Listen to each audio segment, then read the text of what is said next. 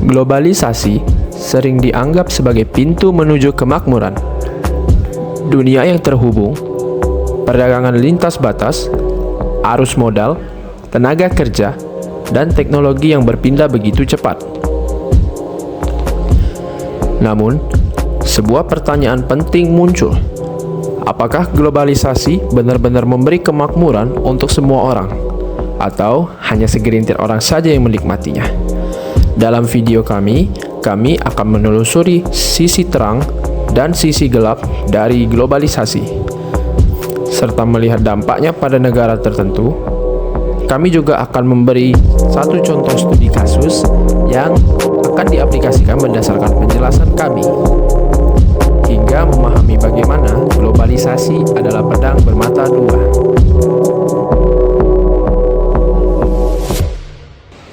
Baiklah, di sini saya akan menjelaskan mengenai sisi positif globalisasi.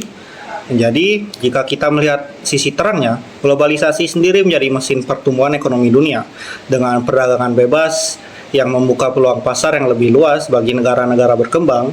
Misalnya produk dari Indonesia yang mana bisa dengan mudah masuk ke pasar Eropa, sementara barang-barang teknologi dari Jepang dan juga Korea Selatan hadir di rumah-rumah kita. Arus investasi asing langsung juga membantu pembangunan infrastruktur, di mana perusahaan multinasional membuka pabrik di negara berkembang, menciptakan lapangan kerja, dan juga mentransfer teknologi. Globalisasi juga bisa mempercepat inovasi karena ide dan pengetahuan dapat menyebar tanpa batas. Selain itu, globalisasi mendorong munculnya kelas menengah baru di banyak negara, meningkatkan daya beli masyarakat, dan juga memperluas akses terhadap pendidikan dan kesehatan. Dengan kata lain, globalisasi memberi peluang bagi negara dan juga individu untuk tumbuh lebih cepat daripada sebelumnya. Namun di sisi terangnya globalisasi ada juga dampak buruk bagi globalisasi itu sendiri. Nah, dampak positif ini hanya berlaku kepada negara-negara maju, tetapi beda cerita dengan negara-negara yang berkembang. Karena negara berkembang sendiri mendapatkan hal ketimpangan karena globalisasi ini sendiri, yakni adanya negara berkembang yang sering terjebak dalam posisi sebagai penyedia bahan mentah atau tenaga kerja murah. Nah, di tingkat individu, globalisasi itu seringkali memunculkan eksploitasi buruh terutama di negara berkembang. Upah rendah, jam kerja yang tinggi, terus juga kondisi pekerjaan yang buruk menjadi konsekuensi dari persaingan global yang ketat. Selain itu juga, globalisasi memicu kerentanan ekonomi.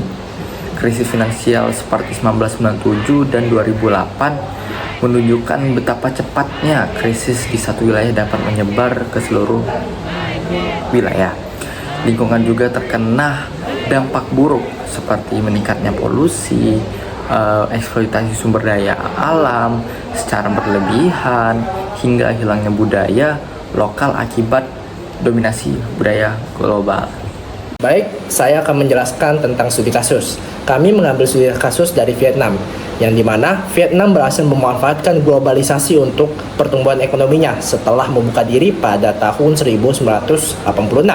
Dengan kebijakan Doi Moi, Vietnam menarik banyak investasi asing, terutama di bidang tekstil, elektronik, dan manufaktur. Jadi perusahaan seperti Samsung dan Nike membuka perusahaan di sana. Akibatnya, Vietnam berhasil menurunkan angka kemiskinan secara drastis. Dari pada tahun 1990-an, lebih dari 50% penduduk hidup di bawah garis kemiskinan. Kini menjadi angka tinggal di bawah 6%. Pertumbuhan ekonomi Vietnam bahkan konsisten di atas 6% per tahun dalam 2 dekade terakhir. Namun di sisi lain, globalisasi juga menimbulkan banyak masalah. Banyak buruh Vietnam bekerja dengan upah yang rendah, sementara keuntungan besar dibawa ke luar negeri oleh perusahaan asing. Selain itu, kesenjangan sosial semakin lebar yang di mana seperti kota-kota besar seperti Hanoi dan Ho Chi Minh tumbuh pesat, dan daerah-daerah pedesaan masih terlihat sangat tertinggal. Dan juga ketergantungan pada perusahaan multinasional membuat ekonomi Vietnam rentan terhadap krisis global. Lalu kasus Vietnam ini menunjukkan bahwa globalisasi memang bisa menjadi jalan keluar dari kemiskinan, tetapi sekaligus menjadi tantangan dalam tantangan baru dalam bentuk ketergantungan, ketimpangan, dan eksploitasi. Oke, setelah kita mendengarkan topik pembicaraan daripada teman-teman kita semua yang sudah dijelaskan di awal nih, dari uraian-uraian tadi kita bisa menyimpulkan nih, ataupun kita bisa memberikan saran bahwasanya globalisasi ini bisa dibilang pedang bermata dua gitu. Jadi yang pertama itu globalisasi itu bisa mampu membuka peluang besar untuk pertumbuhan ataupun kesejahteraan, tetapi bisa juga sekaligus menghadirkan tantangan, challenge, tantangan yang berupa ketimpangan, eksploitasi, terus juga kerentanan gitu. Jadi banyak sekali dinamika yang terjadi, sisi negatifnya gitu. Lalu pertanyaannya adalah kembali ke kita, bagaimana cara sebuah negara bisa memanfaatkan yang dinamakan globalisasi gitu, sambil tetap melindungi rakyatnya dari dampak negatif yang muncul gitu. Jadi kita selek sendiri nih bagaimana gitu kan. Sebenarnya kami percaya gitu bahwasanya globalisasi itu bukanlah sesuatu yang bisa ditolak, tapi bisa juga melakukan sebuah hal yang bisa dikelola dengan baik gitu, dengan bijak gitu ya. Terus juga negara perlu hadir dengan kebijakan-kebijakan yang adil gitu, agar globalisasi itu bisa benar-benar memberi manfaat bagi semua orang. Jadi tidak hanya untuk segelintir kaum elit, tapi untuk menyeluruh ke semua orang, semua pihak, tidak hanya kaum elit gitu. Jadi saya sebagai narasumber mohon maaf sekali lagi jika ada kesalahan ataupun juga salah-salah kata, dan juga teman-teman saya semuanya. Terima kasih. Wassalamualaikum warahmatullahi wabarakatuh. See you.